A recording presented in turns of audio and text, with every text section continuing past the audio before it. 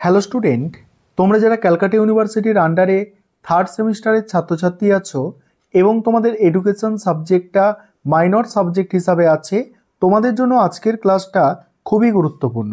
আজকের ক্লাসে তোমাদের 5 নম্বরের দুটি প্রশ্নের উত্তর নিয়ে আলোচনা করব। প্রথম প্রশ্ন আছে, পাঠ্যক্রমের আধুনিক ধারণা সম্পর্কে আলোচনা করো। এখানে কি বলা হচ্ছে দেখো, আধুনিক কালে শিক্ষাকে একটি গতিশীল প্রক্রিয়া হিসাবে বিবেচনা করা হয়। স্বাভাবিকভাবেই পরিবর্তনশীল পরিবেশের সাথে ব্যক্তি জীবনের চাহিদাগুলির পরিবর্তন হয়ে থাকে। শুধু তাই নয়, সমাজ জীবনের চাহিদারও ব্যাপক পরিবর্তন লক্ষ্য করা যায়। আধুনিক অর্থে তাকেই বলা হয় পাঠ্যক্রম। এবারে দেখো পাঠ্যক্রমের যে বৈশিষ্ট্য, আধুনিক পাঠ্যক্রমের বৈশিষ্ট্যগুলো এবারে দেখে নাও। 1 নম্বর হচ্ছে নির্বাচনধর্মী। পাঠ্যক্রম হলো শিক্ষা প্রক্রিয়ার একটি গুরুত্বপূর্ণ বিষয়, তাই সাংগঠনিক কাঠামো অনুযায়ী পাঠ্যক্রম হবে নির্বাচনধর্মী। বহুবিধ বিষয়ের মধ্যে থেকে শিক্ষার্থীদের জীবন উপযোগী ও লক্ষ্য অনুযায়ী বিষয় নির্বাচন করতে হবে।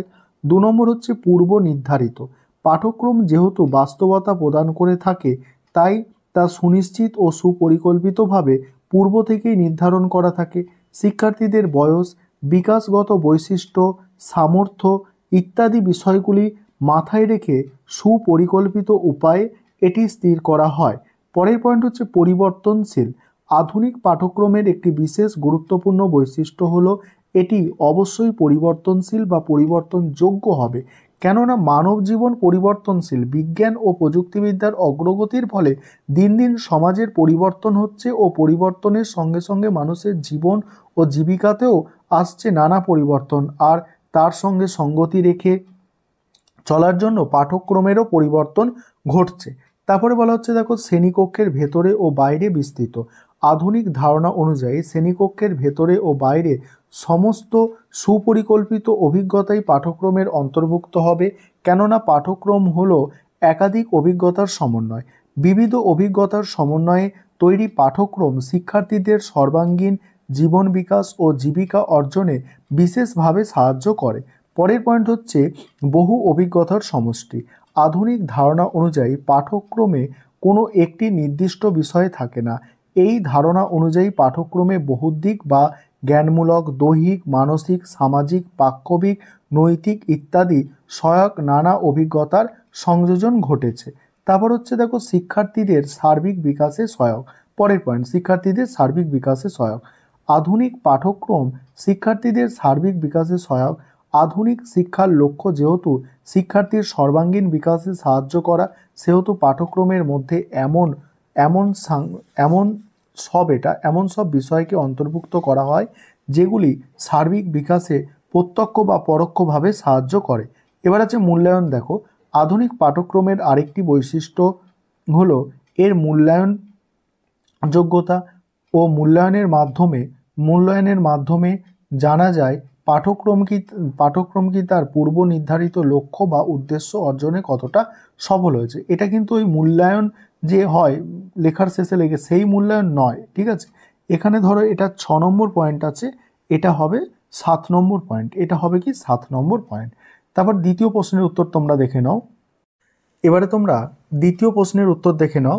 দ্বিতীয় যে প্রশ্নটা আছে, প্রথাগত ও প্রথা বর্জিত শিক্ষার মধ্যে তুলনা, আর এই প্রশ্নের উত্তরটা আলোচনা করব। তার আগে যে বিষয়টা তোমাদের বলার আছে, তোমাদের জন্য অনলাইন কোচিং ক্লাস চলছে। তোমরা যারা পেড ব্যাচে অ্যাডমিশন নিতে চাইছো বা স্টাডি মেটেরিয়াল পারচেস করতে চাইছো, তোমরা এই নম্বরে যোগাযোগ করতে পারো 91230000525218। এই নম্বরে তোমরা যোগাযোগ করে স্টাডি মেটেরিয়াল পারচেস করতে পারো বা পেড ব্যাচে অ্যাডমিশন নিতে পারো। চলো প্রশ্নের উত্তরটা তোমরা দেখে নাও। প্রথমে আছে দেখো, প্রথাগত বা নিয়ন্ত্রিত শিক্ষা কি। দেখো, যে শিক্ষা ব্যবস্থায় শিক্ষক শিক্ষার্থী নির্দিষ্ট পাঠ্যক্রম থাকে এবং নির্দিষ্ট সময়ের মধ্যে ওই পাঠ্যক্রম শেষ করতে হয়, তাকে নিয়ন্ত্রিত বা প্রথাগত শিক্ষা বলে। এবার হচ্ছে প্রথা বর্জিত বা অনিয়ন্ত্রিত শিক্ষা। যে শিক্ষা ব্যবস্থায় কোনো নিয়ন্ত্রণ থাকে না, তাকে প্রথা বর্জিত শিক্ষা ব্যবস্থা বা অনিয়ন্ত্রিত শিক্ষা ব্যবস্থা বলা হয়। এবার এই দুটোর মধ্যে তুলনা দেখো। প্রথমত কি বলা হচ্ছে দেখো, প্রথাগত শিক্ষায় পাঠ্যক্রম, শিক্ষার্থীর বয়স, শিক্ষকের যোগ্যতা, সময়কাল পূর্ব নির্ধারিত ও নির্দিষ্ট থাকে, কিন্তু প্রথাবর্জিত শিক্ষায় সময়কাল, পাঠ্যক্রম অনির্দিষ্ট বা চাহিদা ভিত্তিক। দ্বিতীয়ত দেখো, দ্বিতীয়ত আছে প্রথাগত শিক্ষা হলো শিক্ষালয় নির্ভর শিক্ষা, কিন্তু প্রথাবর্জিত শিক্ষা হলো গৃহ নির্ভর শিক্ষা। তৃতীয়ত, প্রথাগত শিক্ষায় শিক্ষক শিক্ষার্থী প্রত্যক্ষ সংযোগ হয়, তাই ইহা প্রত্যক্ষ শিক্ষা প্রণালী। কিন্তু প্রথা বর্জিত শিক্ষায় শিক্ষক শিক্ষার্থীর সংযোগ হয় না, তাই এই শিক্ষা পরোক্ষ শিক্ষা প্রণালী। চতুর্থ, প্রথাবর্জিত শিক্ষায় গণমাধ্যম যেমন বেতার দূরদর্শনের কোনো ভূমিকা নেই, কিন্তু প্রথাবর্জিত শিক্ষায় বেতার দূরদর্শন কম্পিউটার প্রভৃতি ব্যবহার লক্ষ্য করা যায়।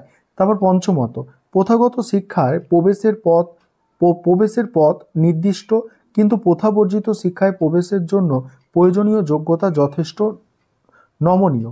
তারপর দেখো পরের পয়েন্ট, প্রথাগত শিক্ষায় শিক্ষার্থীদের মধ্যে পারস্পরিক সংযোগ থাকে, কিন্তু প্রথাবর্জিত শিক্ষায় শিক্ষার্থীদের মধ্যে যোগাযোগ ক্ষীণ।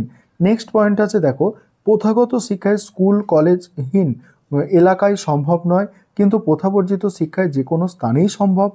আর শেষ পয়েন্ট, প্রথাগত শিক্ষা গতানুগতিক, আর এদিকে আছে কিন্তু প্রথাবর্জিত শিক্ষা ব্যবস্থায় ইচ্ছুক শিক্ষার্থীকে শিক্ষিত করাই এর লক্ষ্য।